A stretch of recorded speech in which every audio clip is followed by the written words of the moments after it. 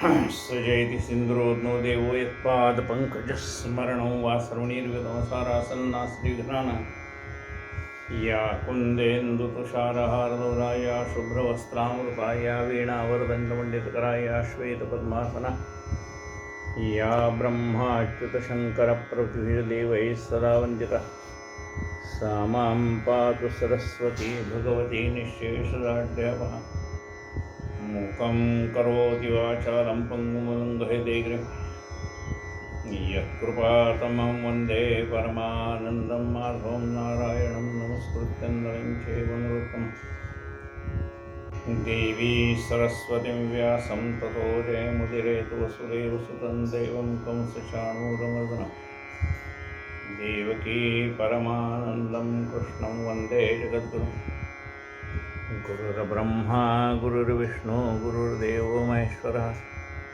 गुरुः साक्षात् परब्रह्म तस्मै श्रीगुरुवे नमः। श्रोता वक्ता श्रीराम समर्थ। जय जय रघुवीर।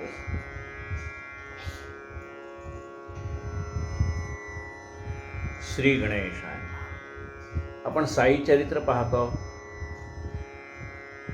हेमाडपंथराची साई चरित्रातला 10व्या अध्यायातली 100वी ओवी आपण पाहतो।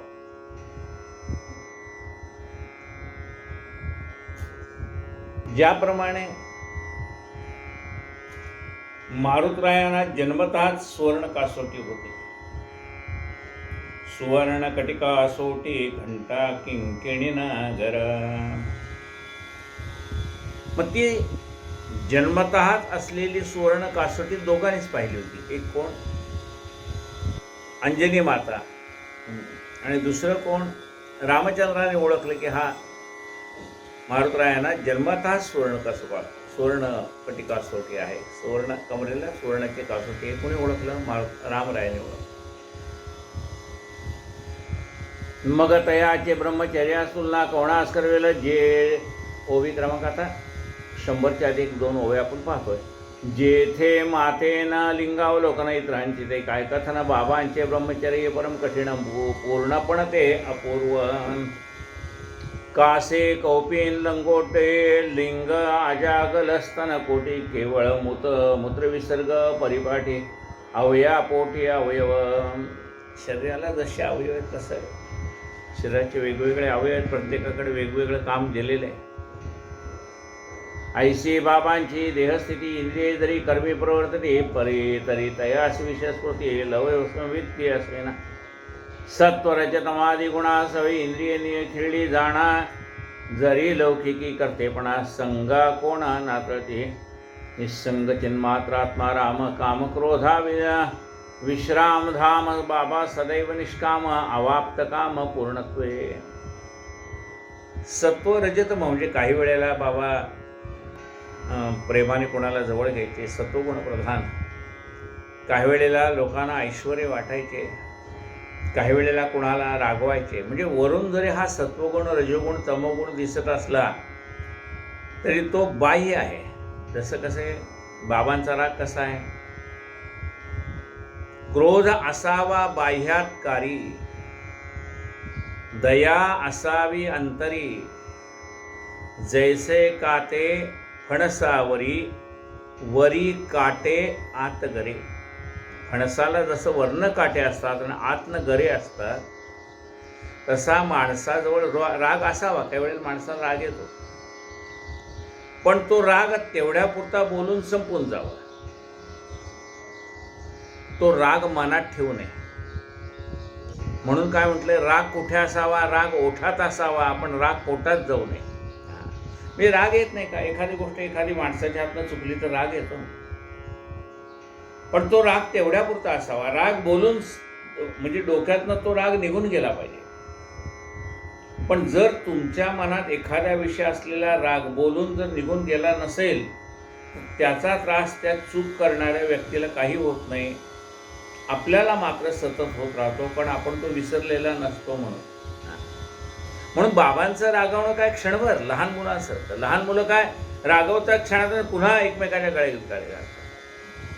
लहान मुलांचा राग कायम टिकत नाही, तसं संतांचा राग सुद्धा कायम टिकत नाही. आता रागवलं तर 2 मिनिटांनी कोणा विचारतील का रे बाळा जेवला का नाही. म्हणजे संत रागवतात, पण ते कशासाठी? आपल्या कल्याणासाठी ते रागवतात. बघा, राग कोणावर येतो? आपल्याच माणसावर मनुष्य रागवतो, दुसऱ्यावर कोणावर रागवेल? भक्तांच्याविषयी बाबांच्या मनात प्रेम आहे म्हणून बाबा त्यांच्यावर रागवतात, त्यांच्या कल्याणासाठी रागवतात. एकदा का ते भक्तांना कळलं की बाबांचा हा राग आपल्यावरती तात्पुरत्या आपल्या हातनं काही झालेल्या चुकापुरता आहे आणि पुन्हा बाबा मनाने निर्मळ आहेत, हे जेव्हा त्या भक्तगणांना कळतं त्यावेळेला त्यांच्या रागाचं सुद्धा ते मनावर घेत नाहीत. ते म्हणतील ठीक आहे, रागवले ना, आपलं चुकलं म्हणून रागवले. पुन्हा ते पहिल्यासारखेच शांत स्वभावाचे.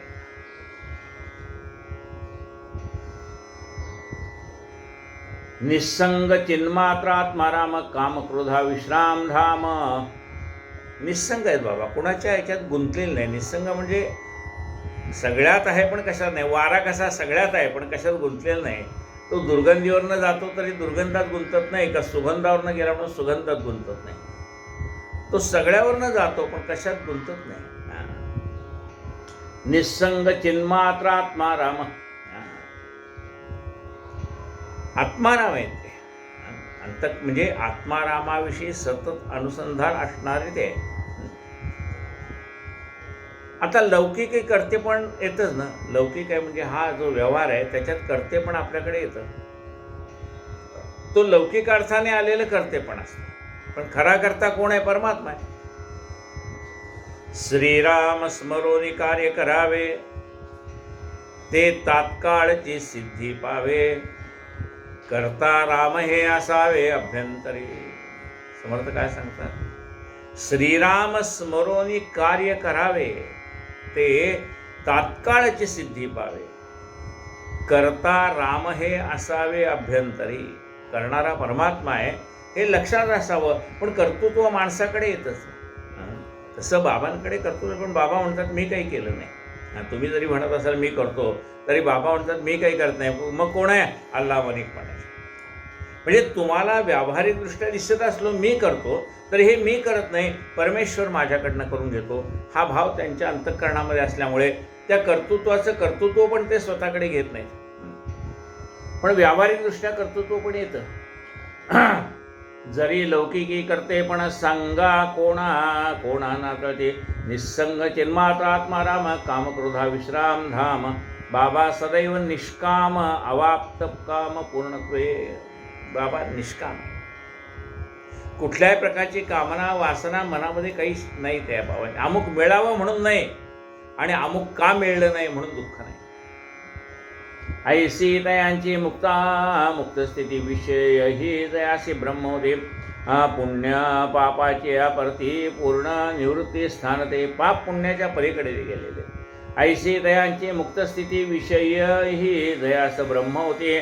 पाप पुण्याच्या प्रती पूर्ण निवृत्ती स्थान ते. नानावल्लीने उठ म्हणता गादी सोडून झाला तो परता. जया ठाई देहाभिमानता अथवा विषमता स्वप्नेना. नानावल्ली म्हणून एक पिशाच्य वृत्तीने राहणारे धष्टपुष्ट ग्रस्त बरेच वर्ष शिर्डीत राहिले होते. त्यांनी तिथे असल्या मुदतीत अतोनात स्वैरवर्तन केलं. श्री बाबांचा दरबाराचा बंदोबस्त ठेवण्याकडे त्यांचे फार लक्ष असे. लहर आल्यास कोणास कवटाळतील तर कोणाच्या थोबाडीत भडकवतील. कधी सर्वांग चिखलात माखून, कधी वानरवेष घेऊन व गावातील पोरास वानरवेष घेऊन सभामंडपात येत व खूप गडबड करत असत. श्री समर्थावर त्यांचे आणि त्यांच्यावर श्री समर्थांचे फार प्रेम असे. एकदा लहरीत येऊन बाबांचा हात धरून त्यांनी गादीवरून उठवले व 1 मिनिटभर आपण त्यांच्या गादीवर बसले आणि लगेच त्यांना अत्याचारपूर्वक गादीवर बसवून त्यांना साष्टांग नमस्कार घातला. हे ग्रहस्थ साईबाबास काका म्हणून हाक मारी व साईबाबांनी देह ठेवल्यापासून त्यांनी जे दुखणे घेतले त्या दुखण्याने साईबाबांच्या देहावसनाच्या 13व्या दिवशीच त्यांनी काका काका म्हणून आपला देह ठेवला. त्यांचे स्मारक म्हणून शिर्डी त्यांच्या देहावर समाधी बांधण्यात आलेली. नानावल्ली नावाची पिशाच्य वृत्तीचे संत त्या ठिकाणी राहत. पिशाच्य वृत्ती म्हणजे जे मनात येईल जसं येईल तसं करा, अशा वृत्तीचे ते ग्रस्त होते. त्यावेळेला येऊन त्या सभेमध्ये गोंधळ, बाबाच्या बैठकीत गोंधळ झाल्याचे म्हणून बाबा त्यांच्याकडे लक्ष द्यायचे. ते बाबांना काका काका म्हणायचे. एकदा त्यांनी बाबांना त्या गादीवरून उठवलं आणि आपण क्षणभर त्या बाबांच्या गादीवर बसले. पुन्हा आदरपूर्वक बाबांना त्यांच्या गादीवर बसवलं आणि त्यांना साष्टांग नमस्कार घातला. बाबा गेल्यानंतर 13व्या दिवशी काका काका म्हणत त्याने आपला देह ठेवला. म्हणजे काय म्हटलंय पाय ते, नानावल्लीने उठवणता गादी सोडून झाला जो परता, जया ठाई देहाभिमानता अथवा विषमता स्वप्नेनं. त्या नानावल्लीने उठ म्हटल्याबरोबर ते उठले, बस म्हटल्याबरोबर बसले.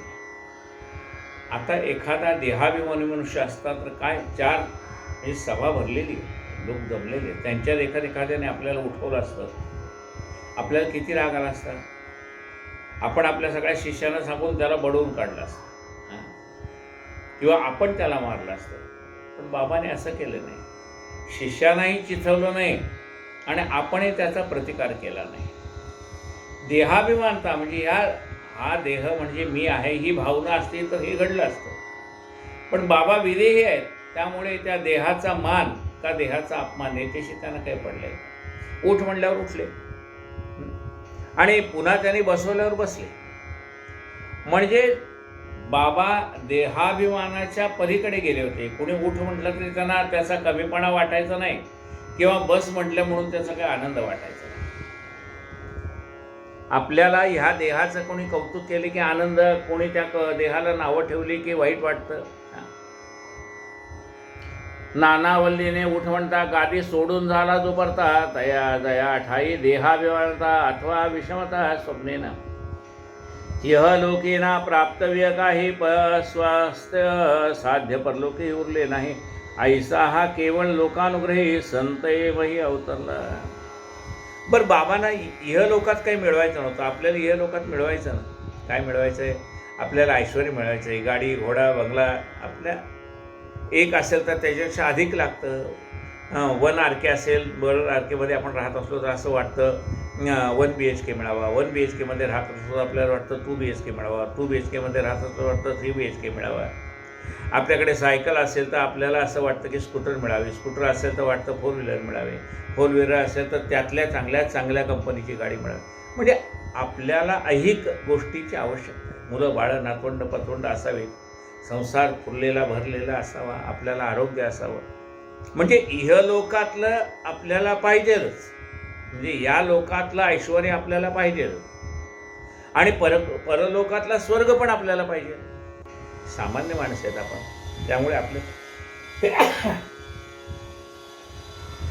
त्यामुळे आपल्याला इहलोकातले सौख्य पाहिजे आणि परलोकातला स्वर्ग सुद्धा पाहिजेच. म्हणजे इहलोकातला ऐश्वर्यही पाहिजे, परलोकातला स्वर्गही पाहिजे. पण बाबांना इहलोकातलंही काही नको आहे आणि परलोकी मिळवण्यासारखं काही शिल्लकच नाही, कारण ते स्वतःच परमात्मा आहे. त्यांना काय मिळवायचं. इहलोकेन प्राप्तव्य काही साध्य परलोकीही उरले नाही. साध्य म्हणजे साधायचं आहे. काय परलोकातलं काय साधायचं आहे. साध्य परलोकी उरले नाही, ऐसा हा केवळ. मग त्यांचा देह कशासाठी, जर इहलोकातलं काही मिळवायचं नाही, परलोकातलं काही मिळवायचं नाही, मग कशासाठी देह धारण केला.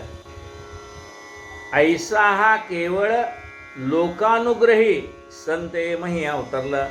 लोकांच्या कल्याणासाठी हा संत अवतीर्ण झालेला आहे. बाबा कोणासाठी अवतीर्ण झाले, स्वतःचा उद्धार करण्यासाठी नाही. जगाच्या कल्याणा संतांच्या विभूती देह कष्टविती पर उपकारे. लोकांच्या कल्याणासाठी त्याने देह धारण केलाय. काय मिळवायचं त्यांना. तुका म्हणे आता उरलो उपकारापुरता, काही मिळवायचं नाही आहे. जगावरती कल्याण करण्यासाठी. आता वृक्ष बघा, आपल्याला सावली देतात, फळं देतात, फुलं देतात, पान देतात, झाडाचं खोड देतात, झाडाची साल देतात, झाडाचं मूळ देतात. पण आपल्याकडनं काही मागतात का हो. म्हणजे झाडं आपल्याकडनं काही मागतात का. आपल्याकडनं काही मागत नाहीत, उलट आपल्यालाच देतात. जो खंडावया घाव घाली, का लावणी जयाने केली, दोघा एकची सावली वृक्ष दे जैसा. तसे हे संत जगाच्या कल्याणासाठी आलेले. संत ये महे अवतरला ऐसे हे संत करुणाघन. अवतारा येण्याचे प्रयोजन म्हणजे केवळ जगाचं कल्याण एवढा एकच हेतू. स्वतःला काहीही जगाकडनं मिळवायचं नाही. ऐसे हे संत करुणाघन. त्यांना करुणा आहे, प्रेम आहे. बरं, मग एवढं संत आपल्यासाठी झटतात, मग त्यांना आपल्याकडनं काही पाहिजे असतं का हो? पैसा, मान, मत्राव काही पाहिजे असतं का? त्यांना काही नको. मग आता जगामध्ये तर काहीतरी मिळवण्यासाठी सगळी धडपड आहे ना. निदान लोकांनी आपल्याला चांगलं म्हणावं एवढं तरी आहे का नाही? म्हणजे कशासाठी तरी मनुष्य काहीतरी करतो. मग संत एवढं जे आपल्यासाठी करतात ते त्यांना काय मिळवायचं आहे? म्हणजे काहीच मिळवायचं नाही. काही मिळवायचं नाही म्हणजे काहीच मिळवायचं नाही. ऐशी कळवळ्याची जाती करी लाभावीन प्रीती. तुमच्याकडनं कशाचीही अपेक्षा न करता ते आपल्यासाठी करतात, म्हणून तर त्यांना संत म्हटलंय. ऐशी कळवळ्याची जाती करी लाभावीन प्रीती, जावे त्याच्या वंशा तेव्हा कळे. ऐशी कळवळ्याची जाती कशी आहे? संत होऊन संतांना पाहावं असं म्हणलेलं आहे. त्याच्या वंशाला जा तेव्हा तुम्हाला कळेल. जावे. एकाने विचारला, पाण्यामध्ये झोप कसा म्हणजे मासा पाण्यामध्ये कसा झोप घेतो? पाण्यामध्ये मासा झोप घे कैसा, जावे त्याच्या वंशा तेव्हा कळे. तसंही संतांची परोपकार वृत्ती ही ते संतत्व अंगात आल्याशिवाय आपल्याला नाही कळणार. ऐसे हे संत करुणाघन. अवतारा येण्याचे प्रयोजन परानुग्रहा विहीणान कृपाळू पूर्ण परिती. हृदय दयांचे जैसे लोणी अतिव मृदू कोणी म्हणते कोणी, परिसंत द्रवतील परतापणे निज तापेचे पदरणे लोणिया. संत लोण्यासारखे मृदू आहेत. मृदू सभाय नवनीत तैसे सज्जनांचे चित्त. आता लोण्याला कसं आहे? लोणी आपण तूप करण्यासाठी गॅसवर ठेवलं, म्हणजे भांड्यात गॅसवर ठेवलं. आता लोणी पघळतंय, म्हणजे कधी पघळेल लोणी? लोण्याचं तूप कधी होईल? तर लोण्याला ज्यावेळेला आपण उष्णता देऊ, म्हणजे लोण्याला स्वतःला ज्यावेळेला चटका बसेल त्यावेळेला ते लोण्याचं तुपामध्ये रूपांतर होतं, म्हणजे पघळतंय ते. घट्ट आहे ना लोणी, मृदू आहे पण असं हातात घेता येते. मग असं असणारं लोणी हे पघळलंय कधी? जेव्हा त्याला स्वतःला उष्णता मिळाली तेव्हा. स्वतःला चटका बसल्यावर कळतं म्हणतात तसं. त्याला जेव्हा स्वतःला चटका बसला तेव्हा ते पाझरायला लागलं, पघळायला लागलं. आता संत सुद्धा पघळतात, पण केव्हा? त्यांना चटका बसल्यावर नाही, दुसऱ्याला चटका बसल्यानंतर यांना चटका बसतो. दुसऱ्याला त्रास झाला तरी यांना स्वतःला त्रास होतो. पाहिलं ना परवा आपण उदाहरण बाबांचं. त्या आगीमध्ये आत घालत होते भक्तांनी, त्यांना मागं ओढलं देशपांडे. काय करता बाबा आगीत? अरे म्हणले ते पोरगं त्या बाईच्या कमरेवरनं उसळी मारून पडलंय त्या आगीमध्ये, त्याला बाहेर काढतो. बघा काय म्हणले पहा. परी संत द्रवतील परतापणी निज तापेची पाझरणे लोणिया. निज तापेची पाझरणे लोणिया. स्वतःला चटका बसल्यानंतर लोणी पाघळतं. पण संत कसे आहेत?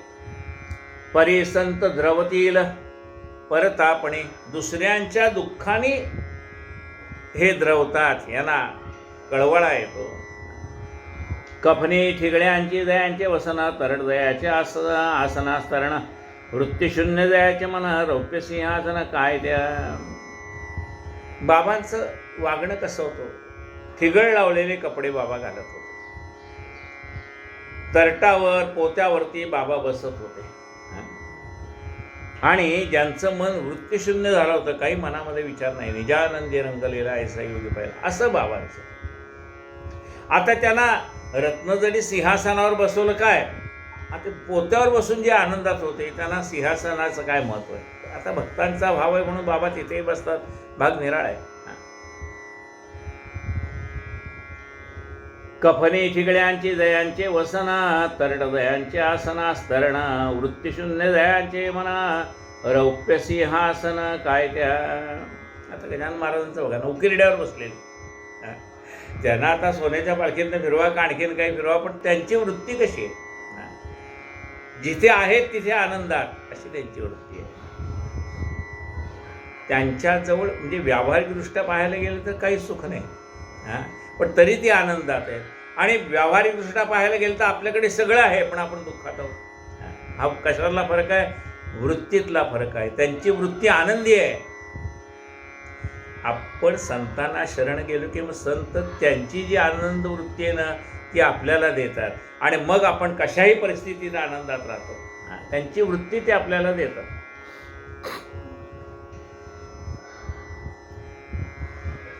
कफने ठिगळ्यांचे दयाचे वसना, तरट दयाच्या आसना स्तरण, वृत्तीशून्य दयाचे मना, रौप्य सिंहासन काय त्या. पाहोने भक्त भावाकडे, तयास जरी गमले ते साकडे, तरी ते लोटिता पाठीकडे, लक्ष हे त्याकडे तिकडे देते ना. भक्तांच्यासाठी ते काही दिलेले वस्तू भक्तांनी ते स्वीकारतात पण त्यात ते गुंतलेले नाही. बाबा शिर्डी सरोवरी कमळ, भक्त सेविती परिमळ, अभागे भोकांचे वाट्या चिखल, सर्व काळ कालविती. बाबा कसे? चिखलात उमललेलं कमळ आहे. कमळ कुठं उगवतं? चिखलात उगवतं. म्हणजे एका साध्या खेडेगावात बाबा प्रगट झाले. चिखलात कमळ उगवलं असं म्हणतात. आता त्या चिखलातच राहणारा कोण आहे? बेडूक आहे.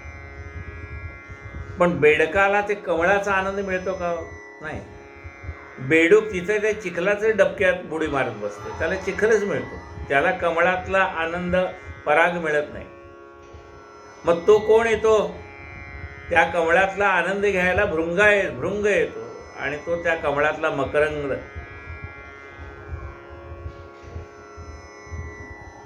घेई छंद मकरंद, प्रिय हा मिलिंद, मधुसेवनात दंग. तो त्या कमळामध्ये असलेला पराग कुणाच्या वाट्याला आहे त्याच्या. तसं काही वेळेला असं असतं की संत जिथे असतात ना त्याच्या आजूबाजूच्या लोकांना सुद्धा माहीत नसतं की हे संत आहेत. पण ते संत आहेत हे हजारो मैल दूर असलेल्या परमात्मा त्याची प्रचिती आणून देतात की अरे जा त्याच्या दर्शनाला. म्हणजे बरं त्यांना काय कोणी दर्शन आलं का नाही आलं त्यांना त्याच्यात काही फरक पडलेला नसतो. पण त्याचं महत्त्व कोण? परमात्मा त्यांचं महत्त्व जगाला कळवून देतात.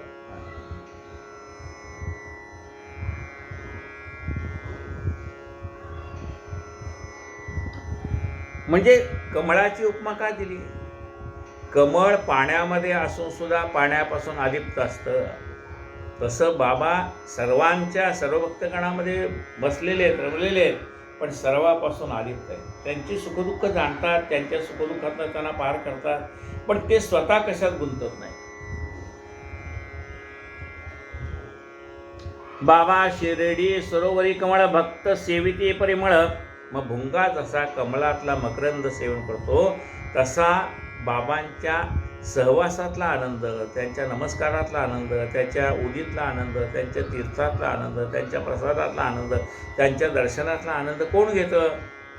जे पदयात्रा करत चालले ते म्हणतायत, जे लांबून त्यांच्या वाहनात नाहीत आहेत ते, म्हणजे पायी चालत गेलेल्यालाही बाबा दर्शन देतात, गाडीतनं गेलेल्यालाही दर्शन देतात, विमानाने जाणाऱ्यालाही दर्शन देतात. फक्त तुमचा भाव शुद्ध पाहिजे. मग असे जे लांबून बाबावर श्रद्धा असलेले भक्त त्या ठिकाणी शिर्डी जमतात त्यांना तो आनंद प्राप्त होतो.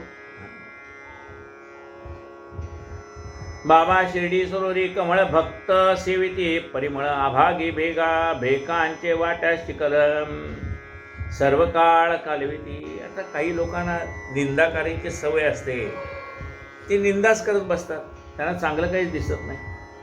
कोणान सांगे आसन प्राणापान वा इंद्रिय दमन मंत्रतंत्र वा यंत्रभजन फुंकणे कान तेही नाही. बरं बाबा कोणाला अमुक प्रकारचे एक आसन कर, योगातली एखादी क्रिया सांगत नाहीत, प्राणापान करायला सांगत नाहीत, इंद्रिय दमन करायला सांगत नाहीत, मंत्र सांगत नाहीत, तंत्र सांगत नाहीत, यंत्र सांगत नाहीत, अमुक प्रकारचं भजन कर म्हणून सांगत नाहीत, कुणाचा कान फुंकत नाहीत. लौकिके दिसते लोकाचारी परी अंतरी अंतरीची आणि परी अत्यंत दक्ष व्यवहारी नये कुसरी दुधयाते. लौकिकामध्ये आपल्यासारख्या सामान्य माणसासारखं जीवन ते जगतात, लौकिक अर्थात. लौकिकी दिसती लोकाचारी, आपल्यासारखं वर्तन करताना दिसतात लोकाचारासारखं. परी अंतरी आणिक परी, परंतु त्यांचं अंतःकरणामध्ये काय चाललंय हे आपल्याला बाहेरून नाही कळणार. आपण त्यांचं बाह्य जीवन पाहत असतो, त्यांचं अंतरंग आपण पाहत नसतो. परी अंतरीची आणिक परी अत्यंत दक्ष व्यवहारी नये कुसरी दुजया ते. व्यवहारामध्ये ते अत्यंत दक्ष असायचे. भक्तार्थ नये कुसरी म्हणजे त्यांची बरोबरी दुसऱ्या कोणाला यायची नाही. नये कुसरी दुजया ते. नये कुसरी म्हणजे दुसऱ्याचे म्हणजे ती त्यांची बरोबरी दुसरा कोणी करू शकणार नाही. नये कुसरी दुजया ते. भक्तार्थ धरती आकार तदर्थची त्यांचे विकार हे संतांचे लौकिकाचार जाणासाचार सगळे कर. म्हणजे संत भक्तासाठी अवतार धारण करतात हे एक लक्षात घ्यायचं आपण. म्हणजे ह्या कथेतनं ह्या आता सांगितलेल्या संदर्भातनं काय लक्षात ठेवायचं, हेमाडपंत आपल्याला सांगतात काय लक्षात ठेवायचं आहे. भक्तार्थ धरती अवतार, भक्तांच्या कल्याणासाठी संत अवतार धारण करतात. भक्तार्थ धरती आकार तदर्थची तयाचे विकार. आकार म्हणजे त्या स्वरूपामध्ये प्रकट होतात. भक्तांच्या कल्याणासाठी कोणतं देह धारण करतील ते आपल्याला माहीत नाही. कसा एखाद्या श्रीमंताच्या कुळातही जन्माला येतील, एखाद्या सामान्य माणसाच्या घरात जन्माला येतील, एखाद्या सामान्य माणसासाठी राहतील किंवा एखाद्या ऐश्वर्य संपन्न माणसासारखं राहतील, काय त्यांचं आपल्याला नाही समजणार नाही. भक्ता तदर्थी आकार तदर्थचे हे तयांचे विकार हे संतांचे लौकिकाचार जाणासाचार सगळे भक्तासाठी अवतार धारण करतात हे आपण लक्षात घ्यावं. साई महाराज संत निधान केवळ शुद्ध परमानंद स्थान तयांचे तया माझे साष्टांग वंदन निर्भिमान निर्लेप. साई महाराज हे संत आहे, शुद्ध परमानंदाचं ते स्थान आहे. अशा साई महाराजांना माझा साष्टांग नमस्कार. तया माझे साष्टांग वंदन निरभिमान निर्लेप. मी अहंकार रहित होऊन निर्लेप मनाने, काहीही मागणं नाही, निर्लेप मनाने बाबांना वंदन करतोय. महत् पुण्य पावन ते स्थान जेथे महाराज आले चालून गाठी पूर्ण संचित असल्याविण ऐसे निधान दुर्लभ. महत् पुण्य पावन ते स्थान, शिर्डी महत् पुण्य पावन ते स्थान म्हणजे संत ज्या ठिकाणी असतात ते स्थान परम दुर्लभ असं आहे. महत् पुण्य पावन ते स्थान जेथे महाराज आले चालून गाठी पूर्ण संचित असल्याविण ऐसे निधान दुर्लभ. आपल्या गाठी पूर्ण चांगलं पुण्याईची संचय असल्याशिवाय अशा संतांचं दर्शन आपल्याला होत नाही. कुणाला दर्शन होतं? शिर्डी वही जाते है बाबा जिने बुलाते है. बाबांना वाटलं ह्याला दर्शन द्यावं तर आपल्याला इच्छा मनामध्ये निर्माण होते की चला बाबांच्या दर्शनाला जाऊ. त्यांच्या मनात असलं तर, नाही तर आपण ठरवून सुद्धा होत नाही. त्यांच्या मनाला तर वेळ लागत नाही, पण आपण ठरवून सुद्धा होत नाही. साई महाराज महत् पुण्यपावन ते स्थान जेथे महाराज आले चालून गाठी पूर्ण संचित असल्याविण ऐसे निदान दुर्लभ. शुद्ध बीजाच्या पोटी ते फळे रसाळ गोमटी या प्रसिद्ध उक्तीची कसोटी घेतली श्रीच लोकांनी. शुद्ध बीजा पोटी फळे रसाळ गोमटी. आपण पेरलेलं बी जर सकस असेल तर त्याला चांगली फळे येतील आणि किडलेलं बी जर जमिनीत टाकलं तर त्याला फळं येणार नाही. म्हणजे शुद्ध बीज असेल तर फळेही चांगली येतात. शुद्ध बीजा पोटी फळे रसाळ गोमटी. तो ना हिंदू ना यवन तया ना आश्रम ना वर्ण परिकरी मूळ सन निकृंत ना निसंतान भवाचे. बाबा हिंदू आहेत का मुसलमान आहेत याचं गणित कुणालाच लागलं नाही. तो ना हिंदू ना यवन, एक पाहायला जावं तो दुसरा दिसतो, दुसरा पाहायला जावं तर तो पहिला दिसतोय. म्हणजे हिंदू म्हणावं तर मुसलमानाचे काही आचार त्यांच्यामध्ये दिसतात, काही वेळेला ते मुसलमान असं म्हणावं तर हिंदूंचे आचार दिसतात. त्यामुळे त्या फंदात आपण पडायचं कारण नाही. आपल्या दृष्टीने साई समर्थ हे सद्गुरू आहेत आणि जगाच्या कल्याणासाठी त्याने अवतार धारण केला, आपल्याही कल्याणासाठी त्याने अवतार धारण केला. हा भाव आपला दृढ असावा. तो ना हिंदू ना यवन ना तया ना आश्रम ना वर्ण. त्यांना कुठला आश्रम आहे का? ब्रह्मचर्याश्रम, ग्रहस्थाश्रम, वानप्रस्थाश्रम का संन्यासाश्रम? ते चारी आश्रमाच्या पलीकडे, चारी वर्णाच्या पलीकडे. परी करी समूळ निकृंतन निसंतान भवाचे. पण ते करी समूळ निकृंतन, सर्व पापांचा नाश करतात आणि निसंतान भवाचे, निसंतान कोण करतात? कुणाचं? भवसागराचं निसंतान करतात. म्हणजे भवसागराची आपल्या मनामध्ये, हा भवसागर मी करू कसा पलीकडे जाणार याची आपल्या मनामध्ये असलेली ती भीती घालून टाकतात. निसंतान भवाचे, भवाचे म्हणजे भवसागराचे. अनंत अपार जैसे गगन,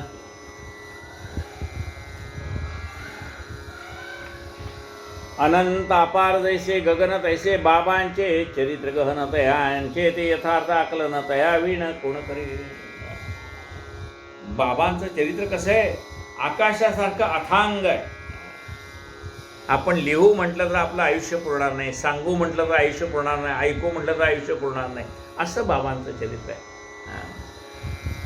चित्ताचे काम चिंतन क्षणान उगले चिंतना विण विषय दिदल्या त्या विषय चिंतन गुरुचिंतन त्या गुरु दिदल्या. चित्ताचं काम काय? चिंतन करणं. आपल्या मनाचं काम काय असतं? चित्त, चिंतन. आता ते चिंतन कसं आहे? आपल्या मनामध्ये विषयाचं चिंतन आहे. हे मनाला तो विषय दिला की त्या विषयाचं तो चिंतन करत राहतो. पण त्याच मनाला जर विषय दिला, कुठला? परमात्मा हा विषय दिला, तर तेच मन त्या परमात्म्याचं चिंतन करत राहतं. म्हणून त्या मनाला चिंतन करणं हा त्याचा स्वभाव आहे. कुणाचा? मनाचा. चिंतन, लक्षात घ्या. चिंतन करणं हा कुणाचा स्वभाव आहे? मनाचा. मग त्याला पंचविषय रूप, रस, गंध, स्पर्श असे 5 विषय आहेत. रस, रूप, गंध, स्पर्श असे या 5 विषय दिले तर त्या 5 विषयात ते रंगून जातात. काय? मन. मनाला रूप विषय दिला त्याच्यात रंगलंय, रस विषय दिला त्याच्यात रंगून जातं. म्हणजे या मनाला जो विषय देईल त्या विषयामध्ये त्या विषयाचं मन चिंतन करत राहतं. चित्त काय करतं? चिंतन करतं. कशाचं करतं? दिलेल्या विषयाचं करतं. मग ज्याने आपल्या मनाला परमात्मा हाच विषय दिलाय त्याचं मन कशाचं चिंतन करेल? परमात्म्याचं चिंतन करेल. म्हणून काय म्हणले? विषय तो त्यांचा झाला नारायण.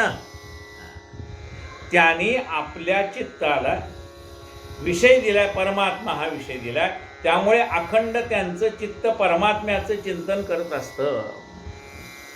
ते बाबांचे चरित्र गहन तयांचे ते यथार्थ आकलन तया विण कोण करी. हे चित्ताचे काम चिंतन क्षण न उगले चिंतना विण विषय दिल्या त्या विषय चिंतन गुरुचिंतन त्या गुरु दिल्या. त्या आपल्या मनाला आपल्या गुरु हा विषय द्यावा, म्हणजे आपल्या गुरुचं चिंतन करेल तो. तरी सर्वेंद्रियाचे करून कान ऐकले तुझे गुरुमहिमान ते सहज स्मरण सहज वदन सहज कीर्तन साहित्य. सर्वेंद्रियाचे करुणी कान. आता मन बघा वेगवेगळ्या इंद्रियात जातं. ते डोळ्यात गेलं की त्याला एक विषय, ते नाकात गेलं की सुगंध हा त्याचा विषय, जिभेत गेलं की रसस्वादन हा बोलणं हा त्याचा विषय, त्वचेमध्ये गेलं की स्पर्श हा त्याचा विषय. असे त्या ज्या ज्या विषयात जाईल त्याचे त्याचे विषय. मग असं मन हे रसविषयात गुंतलेलं आहे, स्पर्श विषयात गुंतलेलं आहे, इंद्रियामध्ये गुंतलेलं आहे. ते इंद्रियांचे वेगवेगळे कर्म आहेत त्याच्यामध्ये ते गुंतलेलं आहे.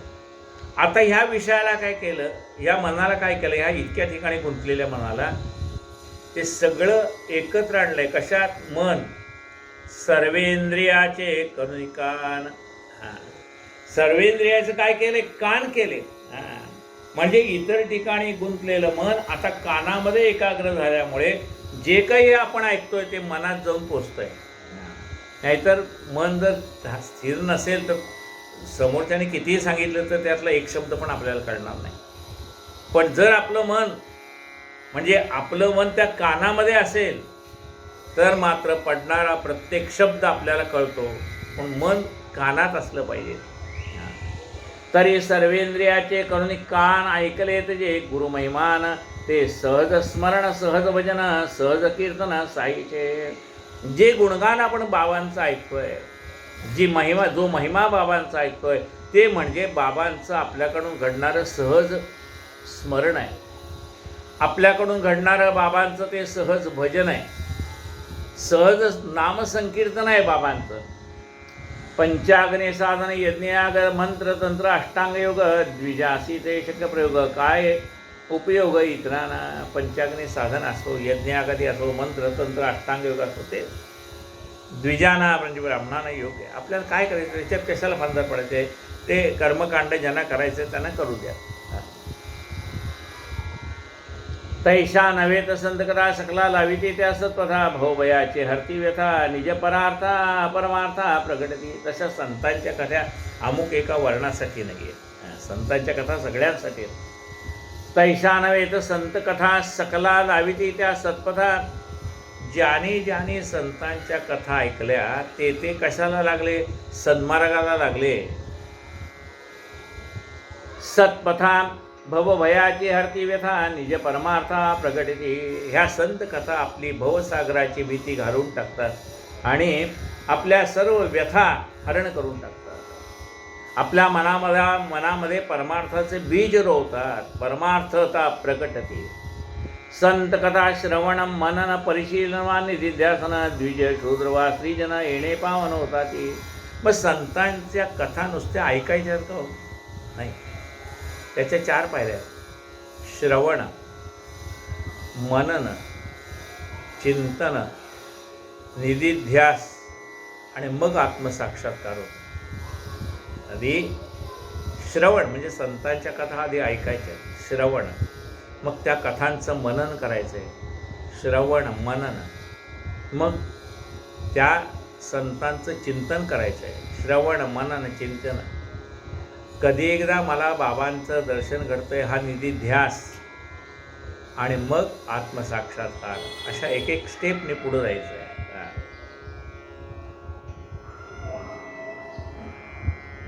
बघा काय म्हटलं: संत कथा श्रवण मनन परिशीलन निधिध्यासन. हे जो कोणी करेल, मग तो द्विज असो, शूद्र असो, स्त्री असो, पुरुष असो, कुणी असो, तो पावन होऊन जातो. प्रेमाची नाही दयाचे ठाई ऐसा माना होणीचे नाही. कोणाचे काही अधिष्ठान पाही अनान. ज्याच्या मनामध्ये प्रेम नाही असा मनुष्य जगामध्ये नाही. अहो, दरोडेखोर असो का कोणी असो, त्याच्या मनामध्ये त्याच्या कुटुंबाविषयी प्रेम आहेच. त्याचं मुलाबाळावर प्रेम आहे, कुणाचं धनावर प्रेम आहे, कुणाचं सत्तेवर प्रेम आहे, कुणाचं प्रेम कशावर आहे सांगता येत नाही. कुणाला सगळं प्रेम कशावर आहे? पैसा कसा मिळेल याच्यावरच प्रेम. कुणाचं प्रेम कशावर आहे? सत्तेवर आहे. कधी एकदा मला ती सत्ता मिळते याच्यावरच प्रेम आहे. म्हणजे कशावर तरी प्रेम आहे. म्हणजे प्रेमाशिवाय तर मनुष्य राहू शकत नाही. कशासाठी तर तो जगतोय ना, कशावर जगतोय? त्या प्रेमावरच जगतोय. आज सत्ता नाही मिळेल तर उद्या मिळेल या प्रेमावर जगतोय. आज धन नाही मिळेल तर उद्या मिळेल या प्रेमावर जगतोय. म्हणजे प्रेम कुठं का होईना. मग ते प्रेम परमेश्वरावरती असावं, आपल्या गुरुवरती असावं, आपल्या कुटुंबावरती असावं, आपल्या समाजावरती असावं, सर्वांवर प्रेम असतं. प्रेमची नाही जयाचे ठाई ऐसा मानव होण्याचे नाही कोणाचे काही अधिष्ठान पाहे अनान. अधिष्ठान म्हणजे प्रत्येकाचं प्रेम कशावर बसेल ते अधिष्ठान आहे, कशावर ते बसेल ते सांगता येत नाही, कुणाचं कुठेही बसेल प्रेम. कोणाचे प्रेमाची जागा संतती, कोणाची ती धनवान संपत्ती, देहगेह लौकिक कीर्ती, विद्याप्राप्ती. कुणाचं प्रेम आपल्या मुलाबाळावर असेल, कुणाचं प्रेम आपल्याजवळ असणाऱ्या धनावर असेल, कुणाचं प्रेम आपल्याला मिळणाऱ्या मानावर असेल, कुणाचं प्रेम आपल्या देहावरती असेल, कुणाचं प्रेम आपल्या घरावर असेल, कुणाचं लौकिकार्थाने मिळणाऱ्या कीर्तीवर प्रेम असेल, कुणाचं आपल्या विद्येवरती ज्ञानावरती प्रेम असेल. प्रेम जे विषय वाटते ते सर्व जे एकपटते, हरिचरण मुशीते आठते, तैते प्रगटते भक्तिरूपे. असं निऱ्या ठिकाणी गुंतलेलं प्रेम ज्या वेळेला एकत्र येतं, एकाच मुशीत घातलं जातं, ते मग प्रेम कशाने भक्तिरूपाने प्रगट होतं आणि मग ते डोळ्यातनं व्यक्त होतं. भावानं पाहिल्यावर ते घळघळ घळघळ अश्रू यायला लागतात. डोळ्यातनं काही वेळेला प्रगट होतं, काही वेळेला शब्द कंठातनं फुटत नाही, कंठ दाटून येतो, नेत्रातनं अश्रू येतात, कंठ दाटून येतो, अंगावरती रोमांच उभे राहतात, अंगाला स्फुरण येतं. असे अष्टसात्विक भाव प्रगट होतात. किंवा जेव्हा ते प्रेम आपल्या हृदयामध्ये भरून, नुसतं भरून नाही राहत, ओसंडून व्हायला लागतं, त्यावेळेला ते प्रेम बाहेर येतं. ते मावत नाही, ते सगळं बाहेर येतं. म्हणजे ते प्रेम एवढं झालंय की ते प्रेम आता आपल्या शरीरात मावत नाही, मनात मावत नाही, ते डोळ्यातनं बाहेर पडतं, शब्दातनं बाहेर पडतं, कृतीतनं बाहेर पडतं. प्रेम सर्वांगाचे ठाई, वाचे विठ्ठल रखुमाई. प्रेम सर्वांगाचे ठाई, प्रेम सर्वांगातनं व्यक्त होतं.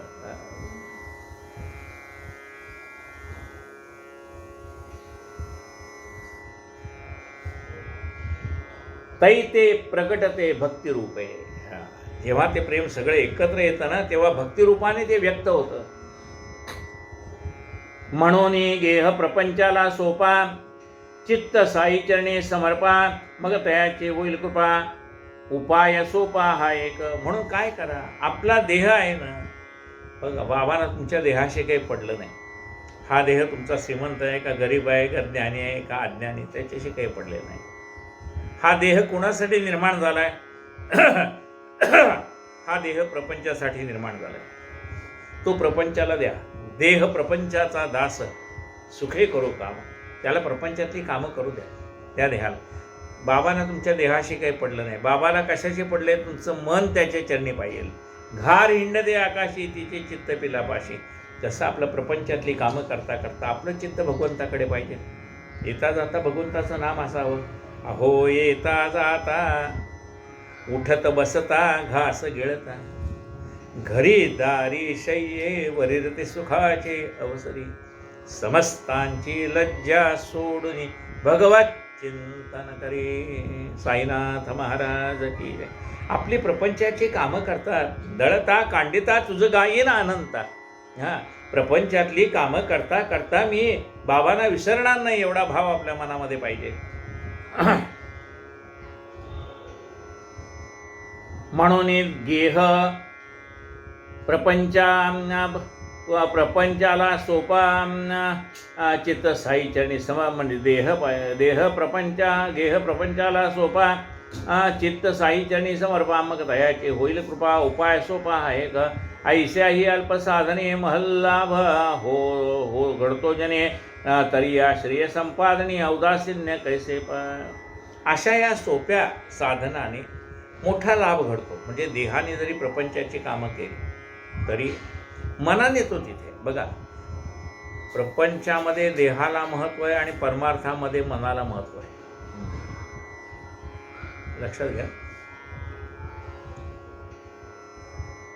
एक मनुष्य महिनाभर ऑफिसमध्येच गेला नाही आणि सांगितलं मला महिन्याचा पगार द्या. ते म्हणले अरे तुझी मास्टरवर सही नाही, तो ऑफिसमध्ये आला नाही, तुला पैसे पगार कसा देणार? तू देहाने ऑफिसमध्ये पाहिजे. एक वेळ काम न करता टिवल्या बावल्या केलास ना तरी तुझा पगार चालू आहे. नुसतं इकडे सही करायची जायचं, कुठेतरी म्हणले साईटवर गेला, इकडे गेला, तिकडे गेलाय काय. म्हणजे देह तुझा कुठं पाहिजे? ऑफिसमध्ये पाहिजे. ऑफिसच्या कामासाठी गेलो म्हणून पुन्हा बाहेर हिंडत बसला तरी तुला सांगता येईल, पण तिथे हजेरी पाहिजे. म्हणजे एंट्री, कामावर आल्याचं थंब आणि जाताना थंब तिथे पाहिजे, तर तुला पगार मिळेल. म्हणजे त्या ठिकाणी प्रपंचामध्ये देहाची आवश्यकता आहे आणि परमार्थामध्ये देहाने गेलाय तिकडे आणि मन त्याचं घरात गुंतलेलं असलं तर ते म्हणतील तू इथं आला कशाला बाबा, त्यापेक्षा घरी बसला असतं तर बरं झालं असतं. परमार्थामध्ये आपलं मनाला महत्त्व आहे. बाबा म्हणतील तुझं मन जर तिथेच गुंतायचं मग नसता आला तर बरं झालं असतं की इथं आल्यानंतर माझं चिंतन पाहिजे. माझी गाडी चुकते का, मला अमुक होतं का, किती वेळ लागतोय दर्शनाला, कोणाला ठोक, तास 2 तास लागतील, त्यापेक्षा लांबून दर्शन घेऊन गेलेलं बरं. बाबा म्हणतो मग आला कशाला बाबा, मनाने ये. नसेल तुला प्रपंचाच्या कुटुंबाच्या काही, आता सुंदर तू दुसऱ्याच्याच गाडीतून आला असेल, त्याला निघायची घाई असेल तर तुझंही काही चालणार नाही, हे करायचं. पण मनाने आलायस का की बाबा मला तुमचं दर्शन घडा. पण बाबा आता काय करू सांगा, मी लाईनीत उभारलो असतो, तास 2 तास काय उभारलो असतो, पण मी ज्यांच्या गाडीतून आलेलं परस्वादी नाही, ते तर निघाले, तर मला निघणं भाग आहे. बाबा तुमचं दर्शन मला घडत नाही, मी कळसाचं दर्शन घेऊन निघतोय म्हणा ना. बाबा म्हणतो ठीक आहे जा. म्हणजे आपण मनाने तिथं आलोय का नाही याला महत्व आहे. म्हणजे बाबांच्या दर्शनासाठी मनाने आलोय का देहाने आलोय. परमार्थामध्ये मन आवश्यक आहे, प्रपंचामध्ये देह आवश्यक आहे, एवढं लक्षात ठेवा. ऐशा ही अल्पसाधने महल्लाभ हो घडतो जने धरी या श्रेय संपादने औदासीन्य कैसे पा सहज श्रुती अंतरी आशंकीची उठे लहरी महल्ला बाल्पोबा ये तरी नादरती का बहुजन. मग लोकांना असं वाटेल की इतका सोपा मार्ग आहे, मग लोक त्याचं अनुसरण का करत नाही.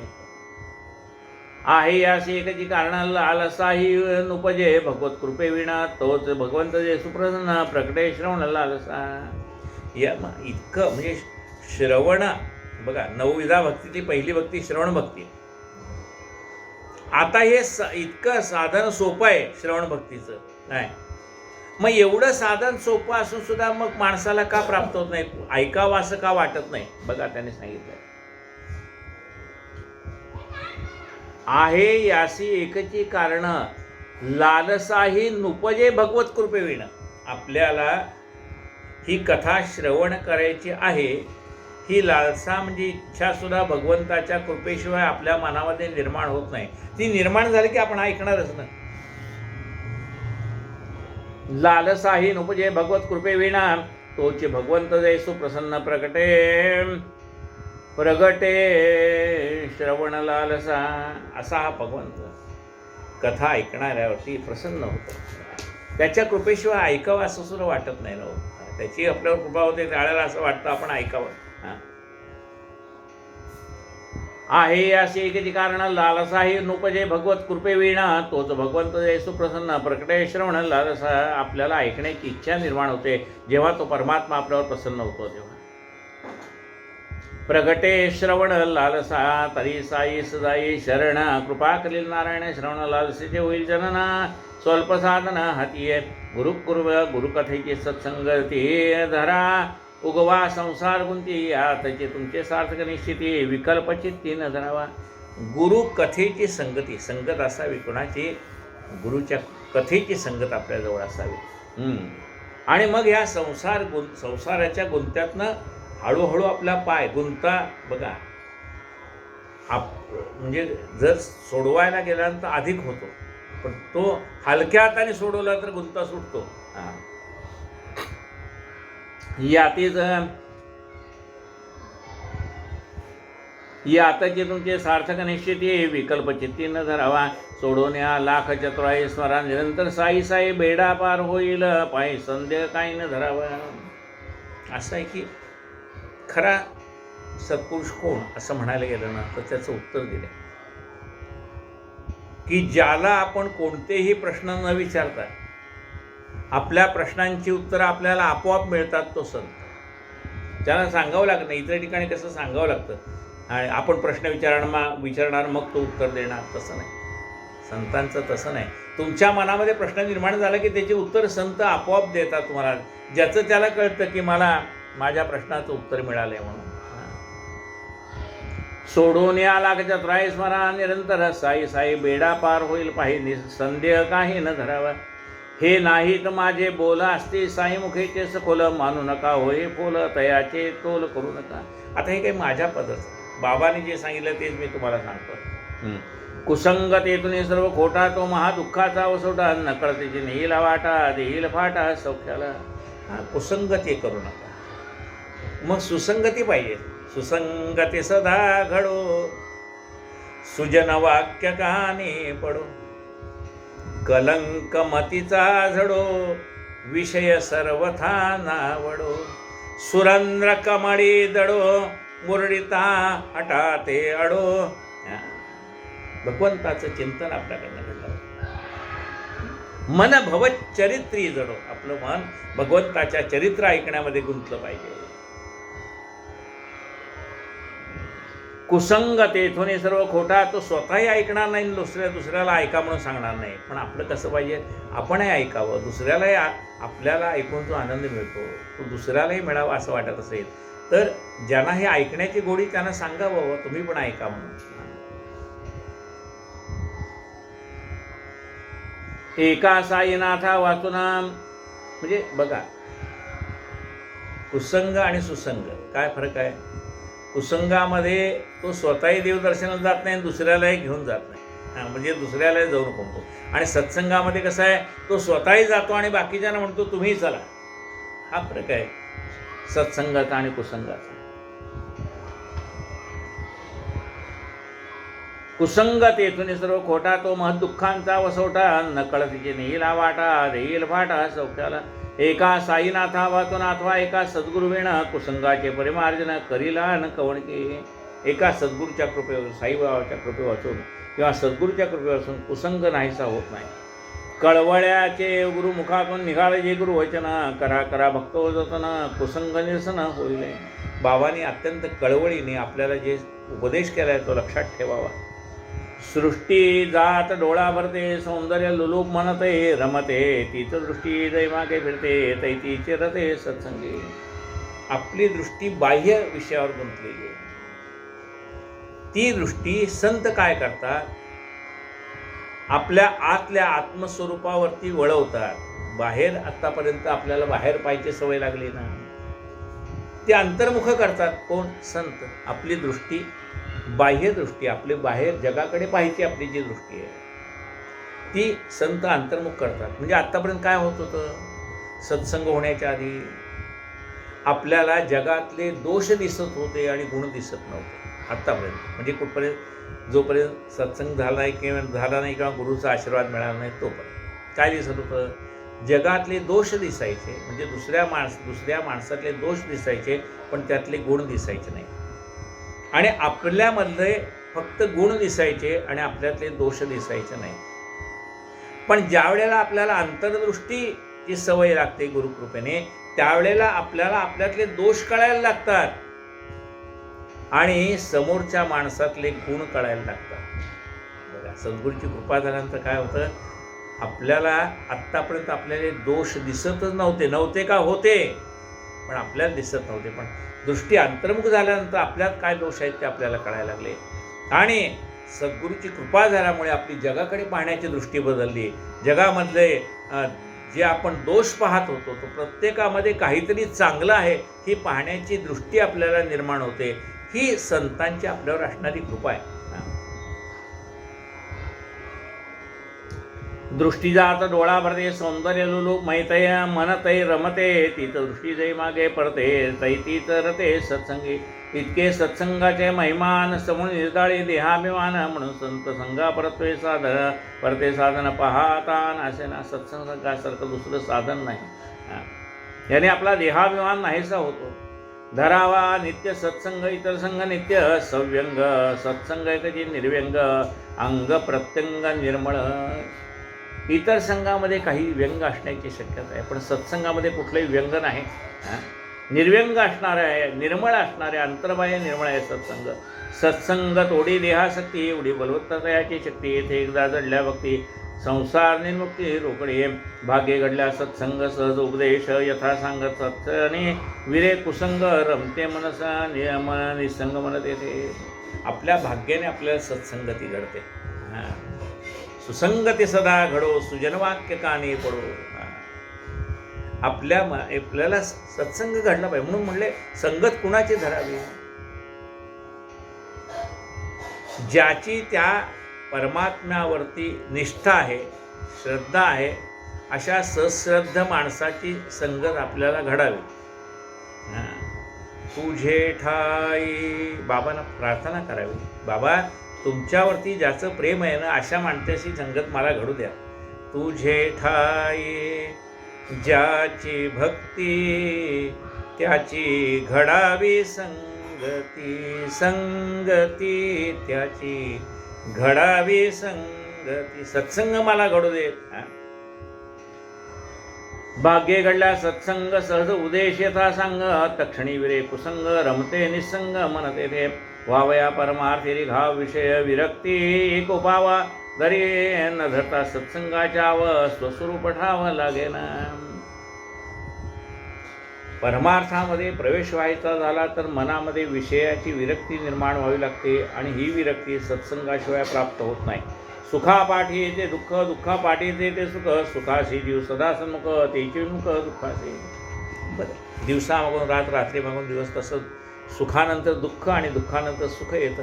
आपल्याला फक्त सुखच पाहिजे असतं, फक्त दिवस पाहिजे असं कसं होईल? दिवस आहे म्हणजे दिवस, रात्र पण आहे, रात्रही येणार. तेव्हा सुख आणि दुःख हे संमिश्र हा नियतीचा खेळ चाललेला असतो. वा सम्मुख वा विन्मुख होणार ते होते आवश्यक. या उभया भोगांचा मोचक, संगचिक संतांचा. आता आपल्याला प्रत्येकाला असं वाटतं सुख यावं आणि दुःख येऊ नये, पण तुम्ही म्हणल्याने ये ते काही थांबत नाही. सुख यायचं असलं तर सुख येतं, आणि दुःख यायचं असलं तर दुःख येतं. त्यामुळे आपण नको म्हणलं तर ते काही थांबत नाही, मग येणार आहे ना. पण सत्संग असेल तर त्या दुःखाला सामोरं जाण्याचं सामर्थ्य सत्संग आपल्याला देतो. सत्संगे नासे देहाभिमान, सत्संगे तुटे जन्म मरण. सत्संगे भेटे चैतन्य घन, ग्रंथ विच्छेदन ग्रंथी विच्छेदन तात्काळ. सत्संगाने आपला देह अहंकार नाहीसा होतो. सत्संगाने जन्ममरणाचा फेरा चुकतो. सत्संगाने चैतन्य घन परमात्मा आपल्याला भेटतो. आपल्या मनातले सगळे विकल्प नाहीसे होतात, संशय नाहीसे होतात. पावावया उत्तम गती, पावन एक सत्य संत संगती. शरण जाता अनन्य गती, निज विश्रांती अंजने. अनन्य भावाने संतांना शरण जावं. नाही नाम नाही नमन, नाही भाव नाही भजन, तया करावया निजपरायण संत महाजन अवतरती. ज्याला कधी नाम घ्यायचं माहीत नाही, ज्याला कधी थोर माणसांना नमस्कार करायचा माहीत नाही, ज्याला कधी भजन नाही, ज्याच्या मनामध्ये काही शुद्ध भाव नाही, त्यांच्या मनामध्ये हे सगळे निर्माण करण्यासाठी संतांचा अवतार आहे. संत नामाचं प्रेम लावतात. गंगा भागीरथी गोदा कृष्णा वेण्या कावेरी नर्मदा, याही वांछिती साधूंच्या पदा येतील कदा न स्नानार्थ. गंगा भागीरथी गोदावरी ह्या सगळ्या नद्या संत कधी आमच्या येतात किनाऱ्याला, आणि आम्हाला त्यांचा पदस्पर्श होतो यासाठी ते आसुसलेले असतात. जगाची पातके स्वयं क्षालिती परी, तयांची पाव निवृत्ती. विना संत पदप्राप्ती होईना ती कदापि. सर्वसामान्य मनुष्य गेल्यानंतर गंगेत म्हणा तीर्थस्नानामध्ये स्नान करतो, ती पापं त्या गंगेमध्ये विलीन होतात, त्या तीर्थामध्ये विलीन. पण ती तीर्थ वाट पाहत असतात की संतांचे चरण आम्हाला लागले की आम्ही जी जगाची पापं डोक्यावर घेतली त्यातनं मुक्त होऊ. आपल्या माहिती आहे कुंभमेळ्याला पहिल्यांदा साधू संतांना पहिला मान आहे त्या गंगेचा स्पर्श करण्याचा. जन्मांतरी जे भाग्य उदेले, महाराज साईचे चरण जोडले. जन्ममरण ठाईच ठेले, भवभय हरले समस्त. अनेक जन्माचं पुण्य गाठेलं होतं म्हणून बाबांचे चरण जोडले, आणि जन्ममरणाच्या भयातनं मुक्त झालो. आता संत श्रोते सज्जन केल्या श्रवणाचे करू मनन विसावा घेऊ आपणा. पुढील निर्गुण पुढाकार हेमाड साई शरण मी तो तयाच्या पायीची वहाण करीत राहीन कथा निरूपण होईन सुखसंपन्न जितकेने. मी तर संतांच्या पायीची वहाण आहे, संतांचं होईल तितकं निरूपण मी करत राहीन. सुखसंपन्न तितकेने संतांच्या कथा सांगण्यामध्ये मला मनापासून आनंद होतो. होईन सुखसंपन्न तितकेने काय ते मनोहर गोमटे ध्यान मशिदीचे कडेवर राहुना करीत एकेका उदी प्रदान भक्त कल्याण हेतोने. मशिदीतनं बाबा लोकांच्या हातामध्ये विभूती द्यायची, पाहिल्यानंतर मन रंगून जायचं. संसार मिथ्या जायचे ज्ञान ब्रह्मानंदी अखंड लीन मन सदैव उकलले सुमन साष्टांगन म्हणत याचे.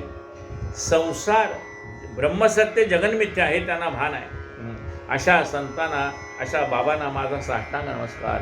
डोळा जय घाली ज्ञानांजन ठाई पडे पाडी निज निधान आईसे दया साईचे महिमान साष्टांग वंदन दया ते. बाबा आपल्या डोळ्यामध्ये अंजन घालतात आणि मग सर्वत्र भरलेला परमात्मा आपल्याला दिसायला लागतो. पुढील अध्याय याहुनी बरांतरी शिरता श्रवणद्वारा करील पुनीत हृदय मंदिरा खळमळ सारा दौडील. आपल्या दुष्टांच्या मनातली दुष्टवृत्ती नाहीशी करेल, आपल्या अंतःकरणातले नाना प्रकारचे संशय नाहीसे करतील. स्वस्ती श्री संत सज्जन प्रेरते भक्त हेमाडपंत वरिते विरचिते श्री साई समर्थ सच्चरते श्री साई समर्थ मेवानंदाम दशमोध्याय संपूर्ण. श्री सद्गुरु साईनाथार्पणमस्तु. कायेन वाचा मनसेंद्रियर्वा बुद्ध्यात्मना वा प्रकृती स्वभावात् करोमि यद्यं सकलं परस्मै नारायणायति समर्पयामि. अच्युतं केशवं रामनारायणं कृष्णदामोदरं वासुदेवं हरि श्रीधरं माधवं गोपिकावल्लभं जानकीनायकं रामचन्द्रं भजे. हरे राम राम राम हरे हरे हरे हरे कृष्ण कृष्ण कृष्ण हरे हरे हरे राम राम राम हरे हरे हरे हरे कृष्ण कृष्ण कृष्ण हरे हरे. साईनाथ महाराज की जय. आरती साई बाबा सौख्य दातार जीवा चरण रजातडी जावा दासा विसावा भक्ता विसावा. आरती साई बाबा जाळूनी आनंद स्वस्वरूपी राहे दंग मुमुक्षु जना दावी निज डोळा श्रीरंग डोळा श्रीरंग.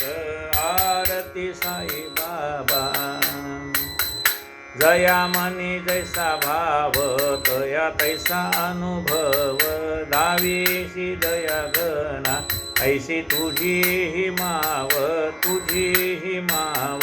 आरती साई बाबा तुमचे नाम ध्याता हरे संस्कृती व्यथा अगाध तव करणी मार्ग दाविसी अनाथा गाविसी अनाथा. आरती साई बाबा कलियुगी अवतार सगुण ब्रह्म साचार अवतीर्ण झालासे स्वामी दत्त दिगंबर दत्त दिगंबर. आरती साई बाबा आठा दिसा गुरुवारी भक्त करी तिवारी प्रभुपद पहावया भव भय निवारी भय निवारी. आरती साई बाबा माझा निज द्रव्य ठेवा तव चरण रज सेवा मागणे हेची आता तुम्हा देवाधिदेवा देवाधिदेवा. आरती साई बाबा इच्छित दिन चातक निर्मल तोय निज सुख पादावे माधवाया सांभाळा पोली भात आपोली भात.